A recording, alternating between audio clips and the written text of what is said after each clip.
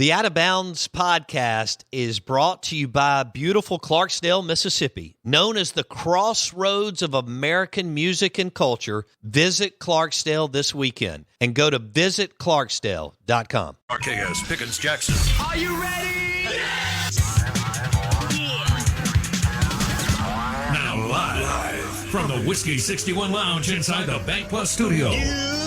Listening to Mississippi's #1 sports talk show, The Out of Bounds Show with Bo Bounds. Streaming worldwide live on the Out of Bounds radio app and on your radio at ESPN 105.9. The Zone.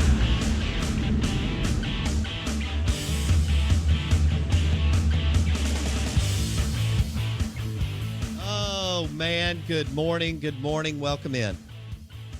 Out of Bounds, 105.9 The Zone. Brought to you by the Rack of Lamb. Some crab claws, Four Roses Bourbon Neat, Kessler Prime, and the Renaissance. Visit KesslerPrime.com to make a reservation. Briarwood Wine and Spirits has a new private selection single barrel Four Roses Bourbon that Nate picked out several months ago that just dropped. I picked up a couple of bottles, and so that's at Briarwood Wine and Spirits.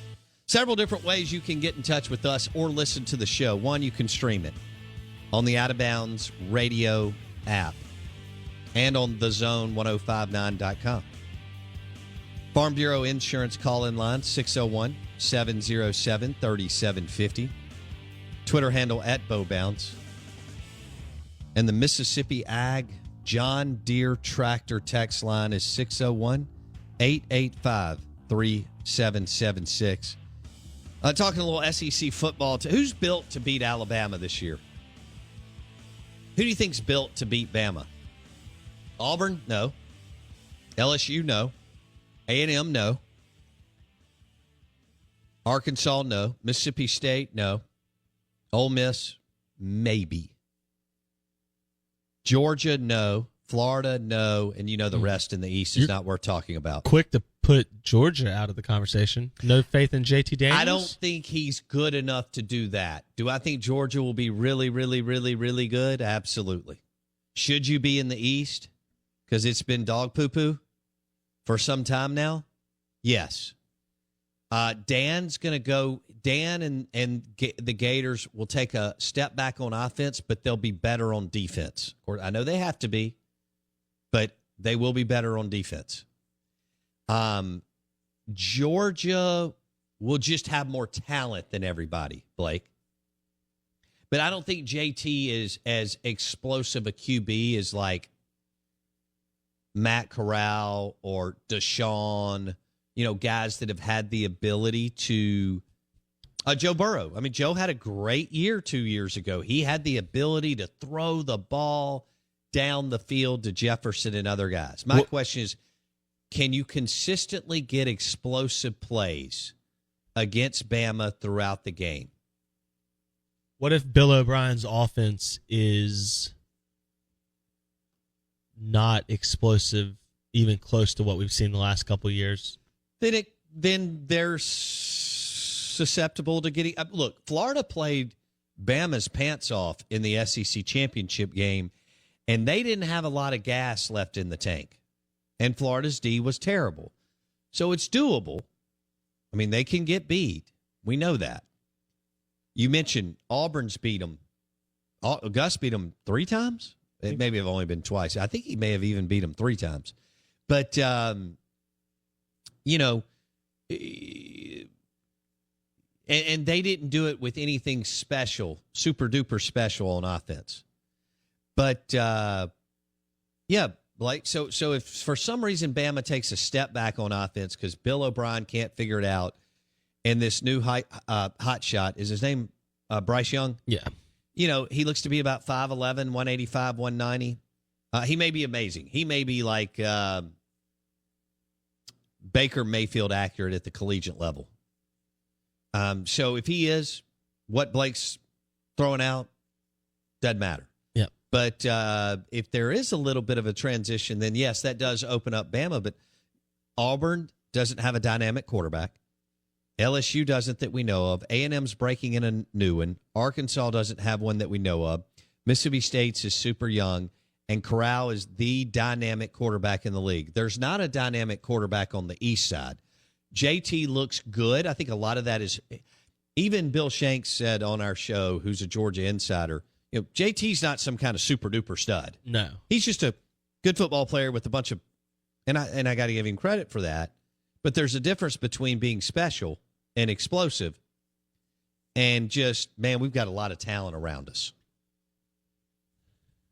Bill O'Brien's been an offensive coordinator one season in 2011 with the Patriots. So Okay. he had Tom Brady. All right. He spent 2 years as Penn State's head coach, was in a weird, obvious situation coming off the Sandusky stuff.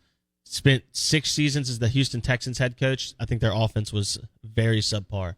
So there's no history here of Bill O'Brien leading elite offenses. It's just not there. Just isn't there. So I don't know. I mean, I said when they hired Bill O'Brien, I said, this is so weird. This doesn't make sense to me. Oh, it does to me because Saban's always looking for an NFL pedigree and a guy that is maybe connected some way, shape, or form to somebody that he knows real well.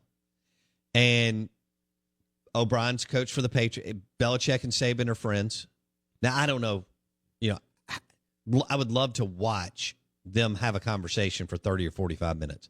It may be just super easy for both of them and so on, or it may just be a kind of two guys mumbling that are super great and almost mad scientists that we don't really think are human. QB1 brings up a great point on the text line, and this is what I've said before too. If all I know about you is that your mentality is such that it's good to trade a top 5 receiver in the league for a aging post-injured running back and nothing else, I think that tells me all I need to know about what you think about offense.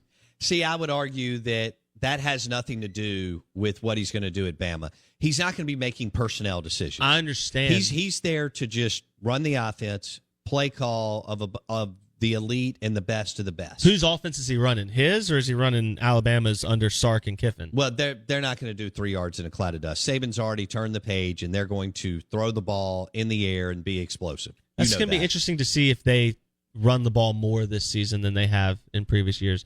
Bill O'Brien just isn't. I mean, nothing he did in Houston indicates that he's going to run the type of offense that Sark and Kiffin ran at Alabama. Well, Deshaun put up some good numbers at times, and through the air, by the way, with or without DeAndre. So, I mean, they had some prolific Sundays and big Sundays of moving the ball and putting up big yards. I mean, they weren't, they're not Northwestern on offense. No, I at the understand. college football. I think we're so. And it may not matter with the talent differential that Alabama has. Right. 9 times out of 10. My point, instead of focusing on that, is who in the league has a dynamic QB and a dynamic play caller on offense? Who in the Southeastern Conference can put together some big numbers on a Saturday with explosive plays and go possession to possession with Alabama scoring? The only team this year that I could see would be Ole Miss. I think Georgia has the best chance. I'm looking at what Lane did last year in his first year with no spring practice. I don't think Georgia's that blow-to-blow big. I mean, look at him last year. Well, granted, they had Stetson Bennett the fourth, Mr. Ranch Dressing. Okay, so I'll give you that. Mr. Ranch Dressing. JT was not playing yet, so that could have looked different later in the year. Not that they win, but the game could have looked, because they were shut out in the second half. Correct. But they were playing a guy who should have been at West Georgia, not the University of Georgia. That's accurate. And there's nothing against. I hope that kid parlayed it into, going out with one of the best looking girls on campus. Yeah. And he gets to, whatever. Sell insurance in Georgia because he knows everybody, and he had his, 6 or 7 games of fame and played really. I mean, he, did everything he could to get Georgia moving. And hopefully he joins a country club and does what he reminds us of on. No, we don't want him to do that. We don't want him to throw a fit over the country club running out of ranch dressing at Sunday brunch lunch. But other than that, maybe he'll be the president of one of the country clubs, on the board of one of the country clubs in Georgia. Hey, welcome in. Good morning. Out of Bounds, 105.9 The Zone. We would love for you to download the Out of Bounds radio app. We're going to give away some cool stuff at 9:15. Really, really cool stuff. Back in a minute.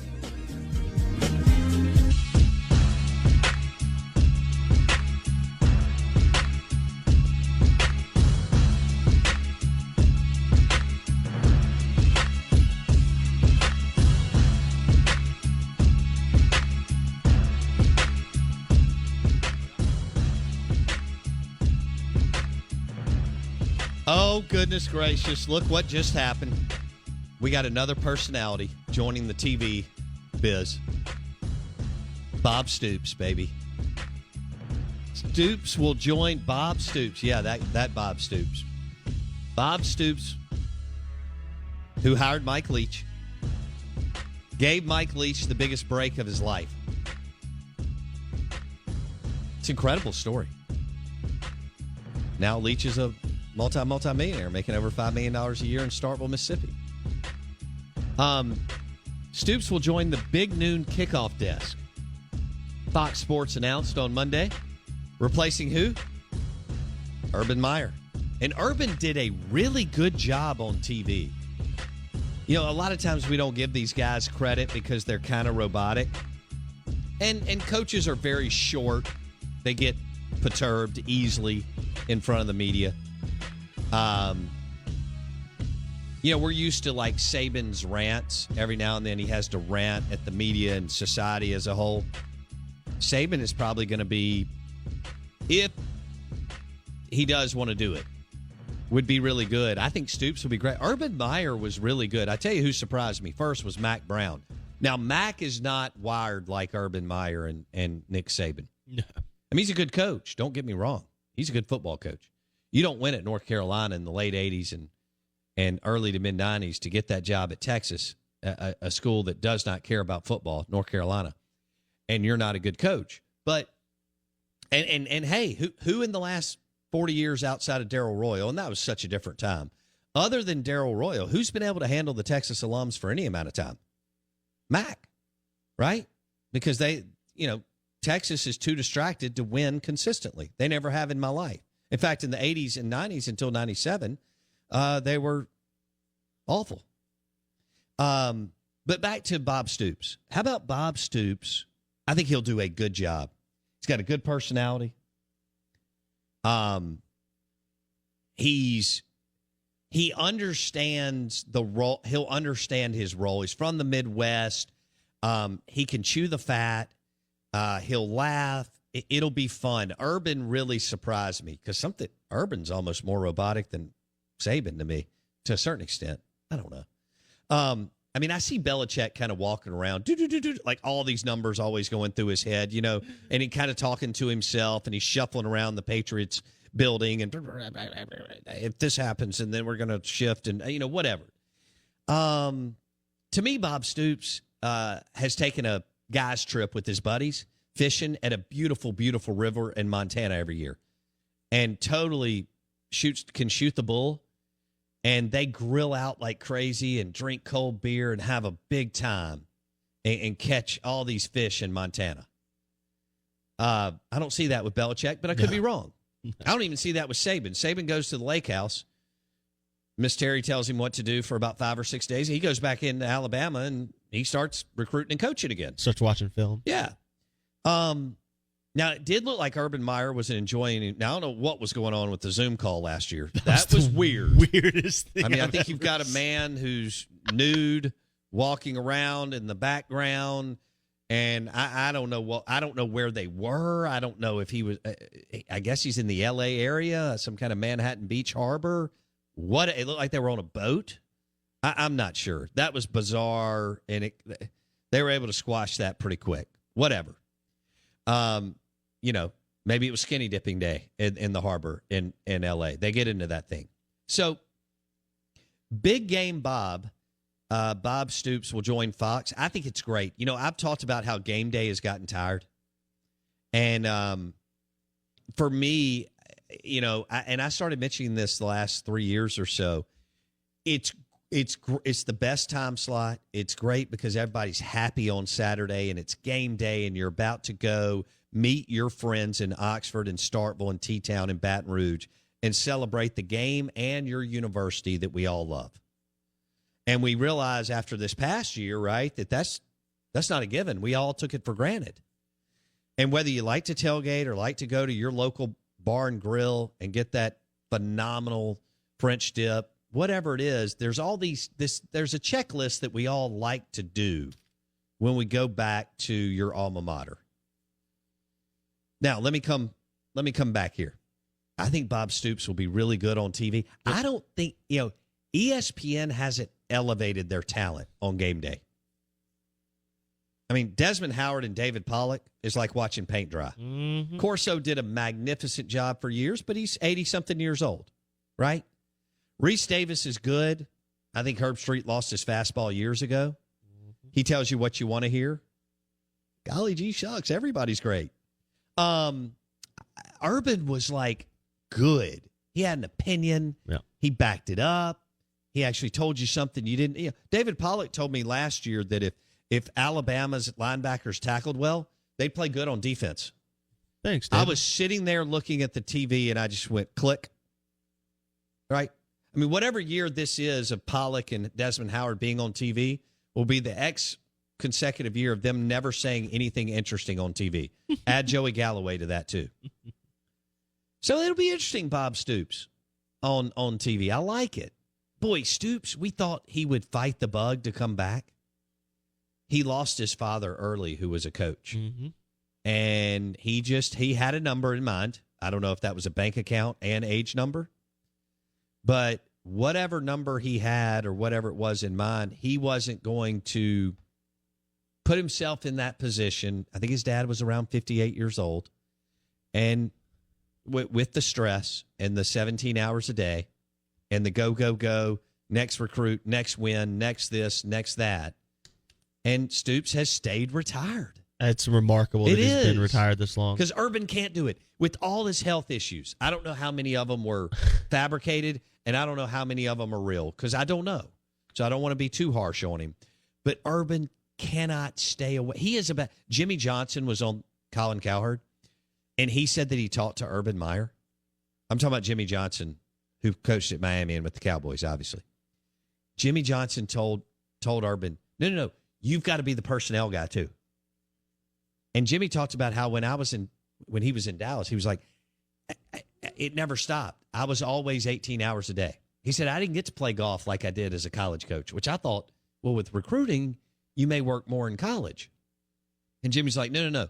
When you're the head coach, then you go straight into the draft. You have to know everything that everybody's doing personnel-wise. And he said, I told Urban, since he's been in the game, at least the first few years, you need to run the whole show. Isn't that interesting? Because doesn't that seem somewhat counterintuitive? Wouldn't you want like a super smart personnel guy? But I guess what he means is you have to have an umbrella control. Like your personnel people have to give you the advice and give you the people to like look towards in their opinions, but you still have to have final say because it's your butt on the line. Right.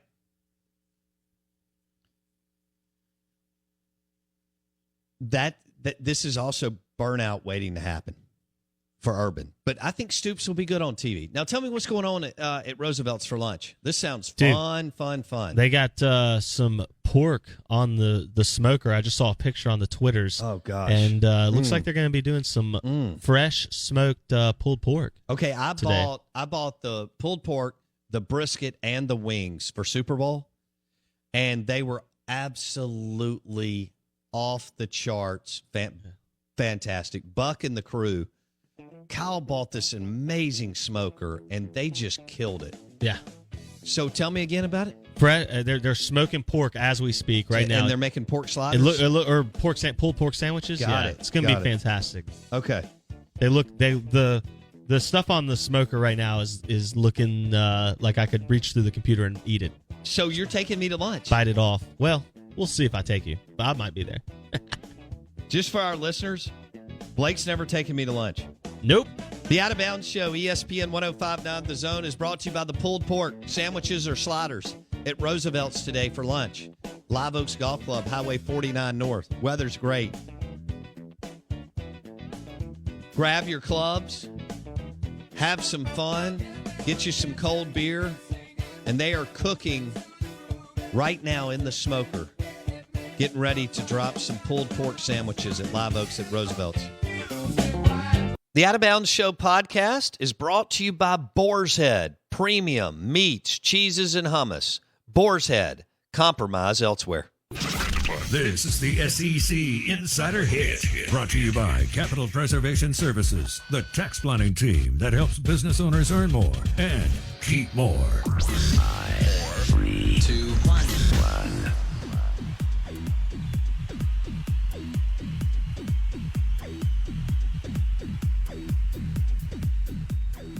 All right. Hey, it's great weather. It's baseball season.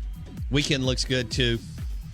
So you're going to be spending a lot of time on the back porch and back patio enjoying Rebs and Dogs baseball, among other things.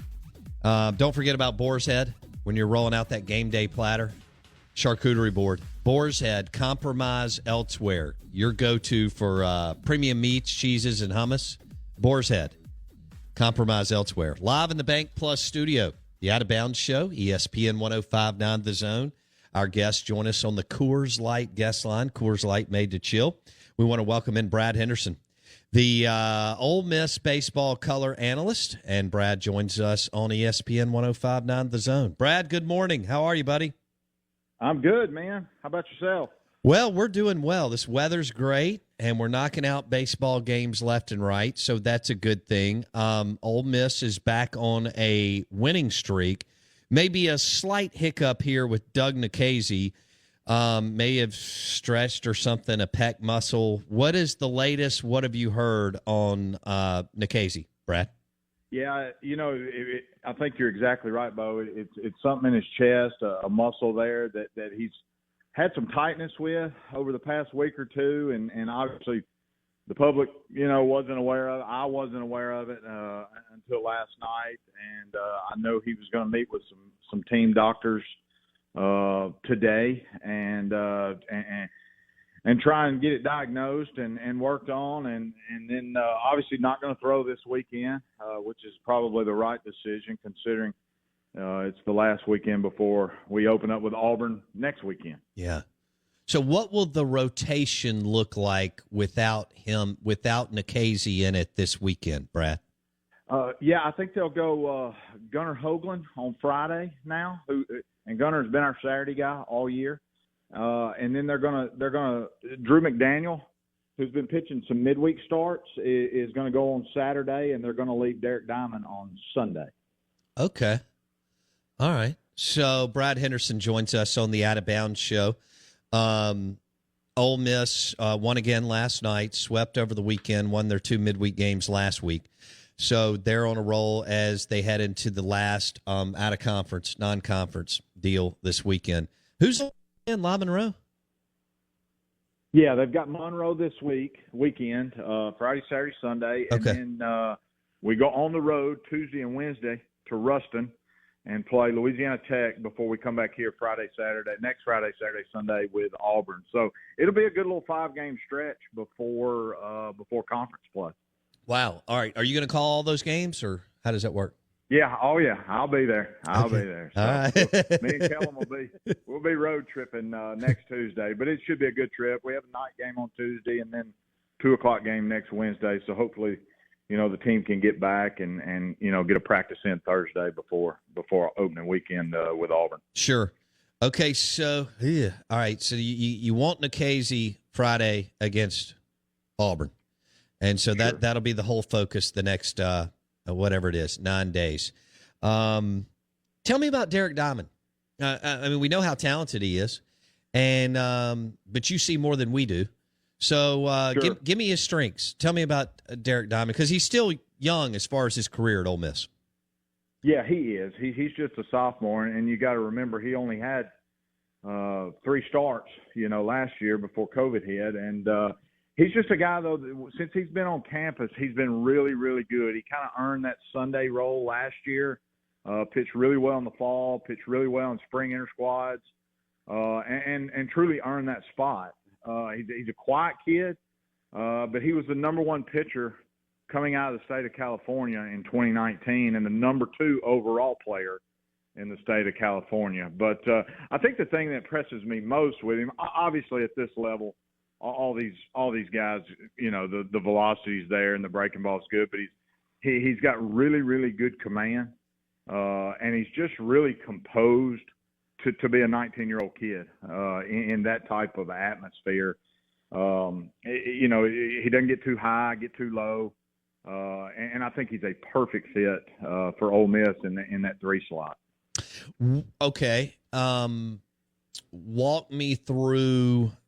Hoagland is obviously super talented, and who knows what the upside is there. But, you know, tell me a little bit more about him, because I feel like losing most of last season, people are still trying to figure out these guys.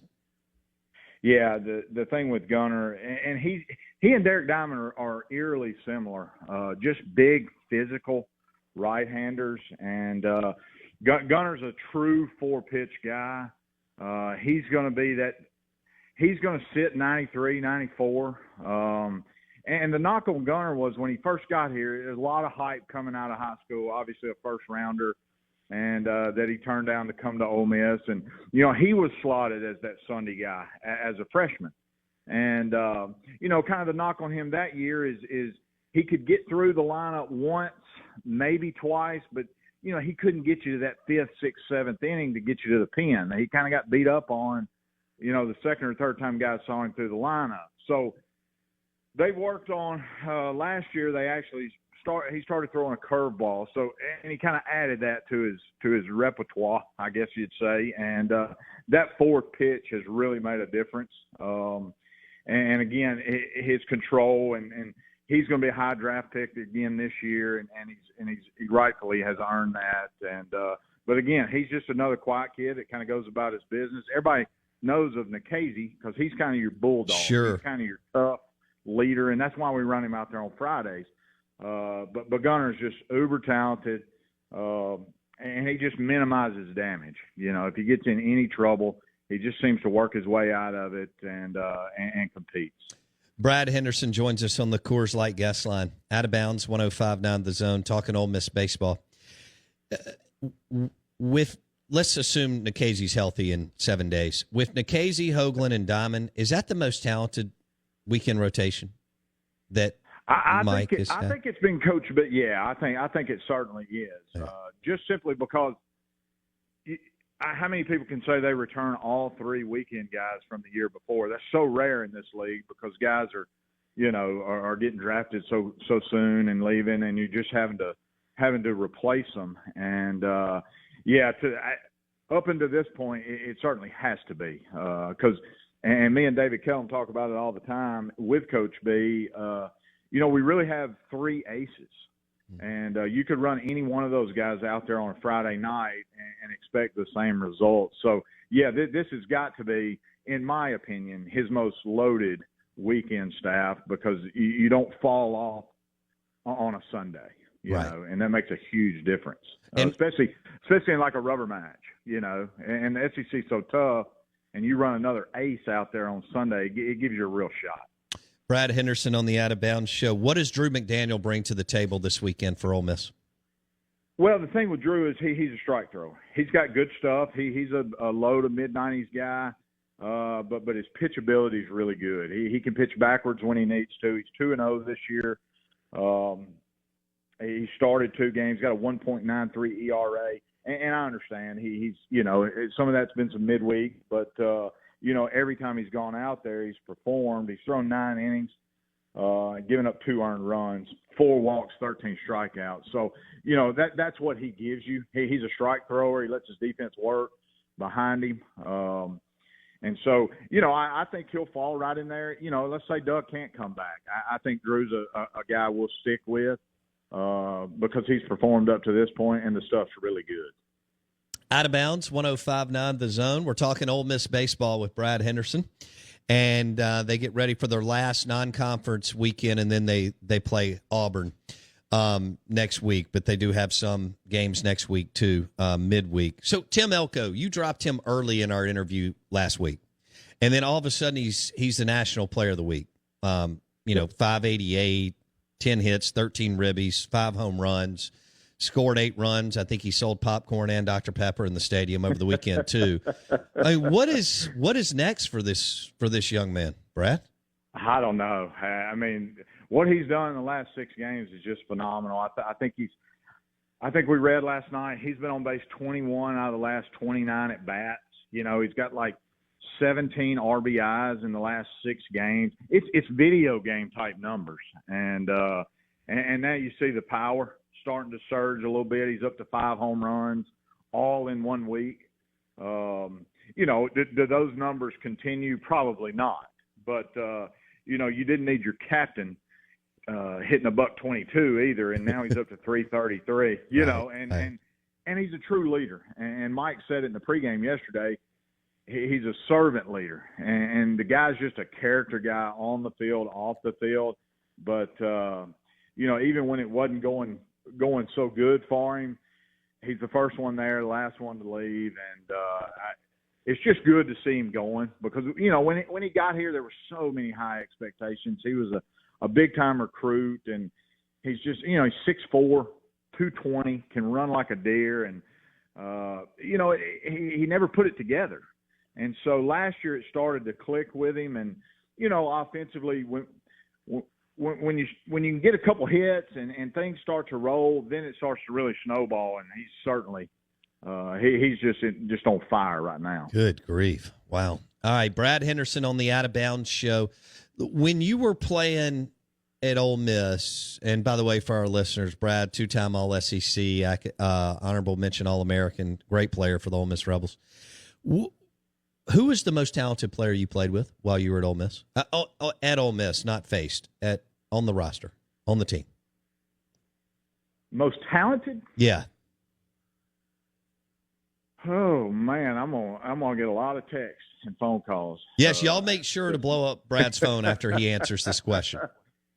Oh, well, I'll tell you, there's a couple people that come to mind, and they probably get lost in the shuffle. But my junior year, I played with a shortstop named Jason Heisman, and Jason was from Chicago, Illinois, and I believe Jason still has at one point he had the most home runs in a season. He hit 20 or 21 home runs, and even back then at Ole Miss had a big park back then. You got to remember that since Coach B's got there, he's moved the fences in about 10 feet from right center to left center. So we played in a little bit bigger park, but we also played during the Gorilla Ball era as well.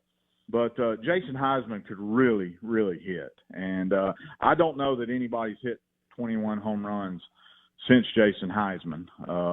But I will say that we had another guy, as far as talent goes, tools-wise, Michael Roseman has to be up there. Yeah. The kid from Madison Central.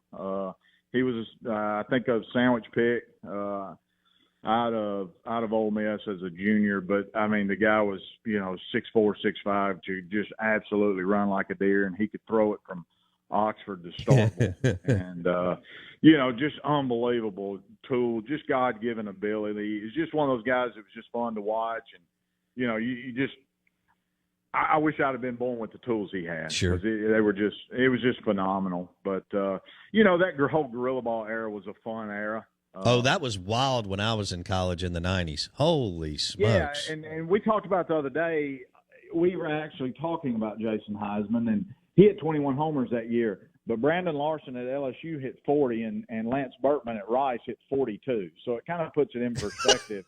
The live ball, live bat era, but it made for some exciting baseball for sure, because you could be down 6 runs with 6 outs left, and you still really had a shot. Sure. Brad Henderson on the Out of Bounds show, Ole Miss baseball color analyst. He joins us on the Coors Light guest line. Did you play with? I don't remember I think y'all overlapped. Did you play with Matt Duff at Ole Miss? I did. I played 2 years with Matthew. He came in, he went to junior college for 2 years and came to Ole Miss from Mississippi Delta. And so when he came in as a junior, I came in as a freshman.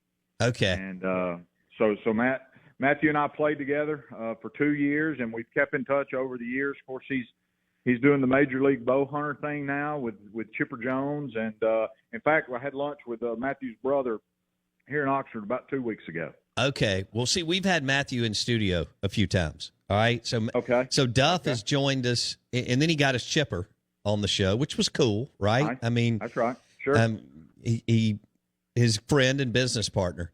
But some people put us in with Duff, and I think it's really cool what they're doing as far as, the hunting show and the tie to Major League Baseball. I think that's pretty awesome, Brad. Yeah, it's fun to watch. And he's always, since he's grown up, I mean, he's just loved the outdoors, loved hunting, and has created a lifestyle now doing it. And, I mean, how fun could that be? I mean, you get paid to go bow hunt with Chipper Jones. That's not a bad gig. I'm in. I'm in all day. And he loves it. But he's always been that way. He didn't just meet somebody, and thought, well, man, I'm going to try and do this with Chipper, because no, he's always hunted and just enjoyed the outdoors. He grew up that way with his dad and his brother. And, it's a neat story. He stays extremely busy. People think they just go on the road. No, get to hunt. That's a grind, man. No, it's a grind. He's traveling all the time to these shows and promoting his stuff and his show, and it's almost a 7-day-a-week job, but if you have a passion for it, then it makes it pretty easy. He's a good dude. He's a good dude for great sure. Dude. He's a great dude. All right, so Brad Henderson on the Out of Bounds Show. Brad, tell us about Wes Burton. He's unique. He's talented, but he's the guy that mutters to himself while he's on the mound. So what's it like for you to be the color analyst when Burton's playing, when he's pitching for Ole Miss? Well, we always say the same thing when he's on the mound. And it goes something like this. Wes Burton's on the mound. We have no idea what he's saying to himself, but he's yelling at himself in his glove, and he's yelling at the hitter, and we can't figure it out. But obviously that's a mechanism that works for Wes. And it's not for show. The very first time he ran out there as an Ole Miss pitcher was against number 1 Louisville last year, and he got the win. And it was pretty intimidating for me, even just sitting up there. Of course, we have a monitor in our booth, and I was saying, man, what in the heck is this guy doing? And but it works for him, and it's just kind of how he gets locked in. And but he's 6'5", 6'6", and coming right at you at 90 to 93. And but yeah, it's interesting. But we always say the same thing. We can't figure out what he's saying, but he's saying something. He never stops. He never stops. But he's an interesting kid. He's intense. And I think when it's all said and done, he's going to have a really good career at Ole Miss. Sure. Brad Henderson on the Coors Light guest line. Blake, you got a question for Brad? Yeah, Brad. So we talked about this, Bo and I have had this discussion kind of all season, because states dealt with this in recent years. And I know I'm not saying this is what's happening with Doug Nikhazy, but when you have soreness or you have stress or the pitching, we talked about how 40 years ago pitchers pitched 9 innings. That's how it's done. And now kids are raised differently. So how do you manage, especially in a year where you have the biggest bullpen you've ever had, the biggest roster you've ever had in college baseball, and you have so many options?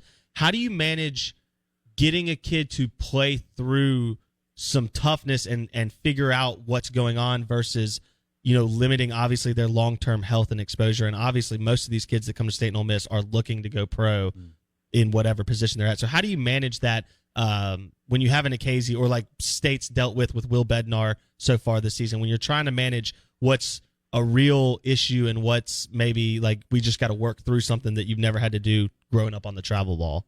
Yeah, that's a great question. And well, you hit the nail on the head. We are as deep, I think, as we've ever been.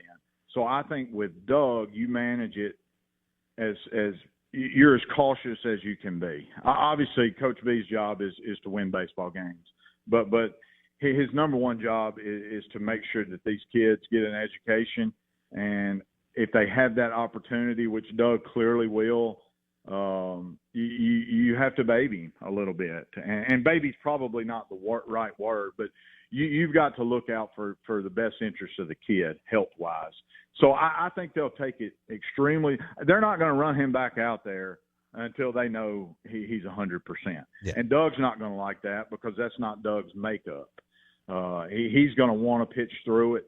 But I do think when they do run him back out there, he's back out there for the duration. You know, I don't think they're going to go back and say, you know, we're only going to throw you 40 pitches this game.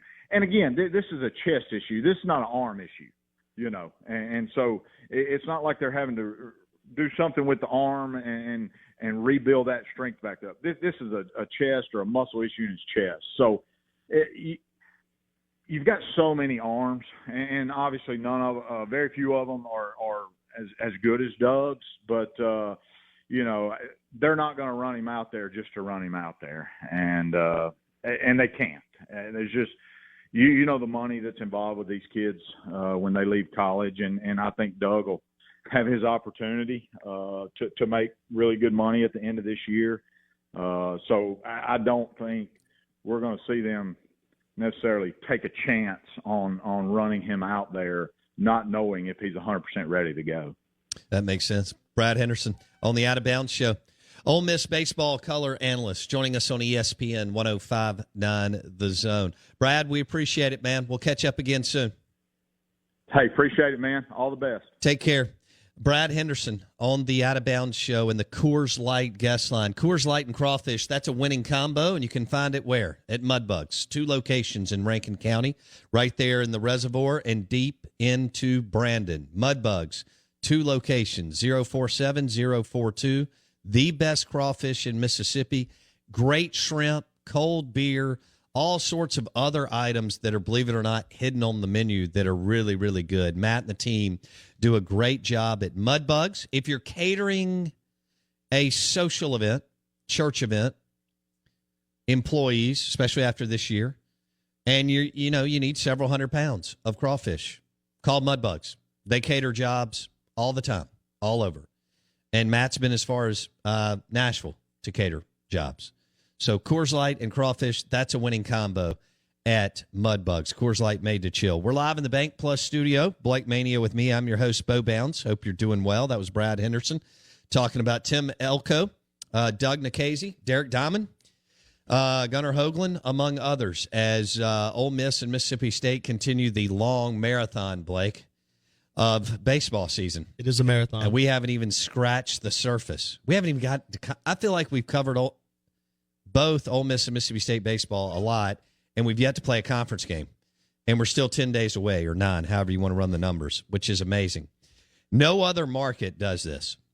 I don't even think Baton Rouge and Fayetteville quite do it. But then again, we have 2 teams. There's only 1 team there. There is a difference. And we'll see. I think Nikhazy, I agree with Brad. It's not an arm issue, which is huge. Yes. Flip side, what's going to happen at Mississippi State this weekend? I mean, they've got to get their front line weekend starters nailed down. Yep. Or you would think they would. I mean, actually, they've had 2 monster years in the last decade where it was kind of a hodgepodge patchwork, you could argue. Yeah. You could go to 2013 and say that. Their best pitcher was out of the bullpen. Yeah. Ross Mitchell. Yeah. I mean, I don't know. But still, you'd like to settle on number 1, number 2, and number 3. Actually, they would have liked for that to have been done 3 weeks ago. But so here we are. You're in March. And LSU's on the other side of this weekend. We'll see what happens in Stark Vegas this weekend. Speaking of Stark Vegas, how about some wings and some street tacos at Two Brothers Smoked Meats in the historic Cotton District before or after game day? It's all about Two Brothers and the wings and the street tacos.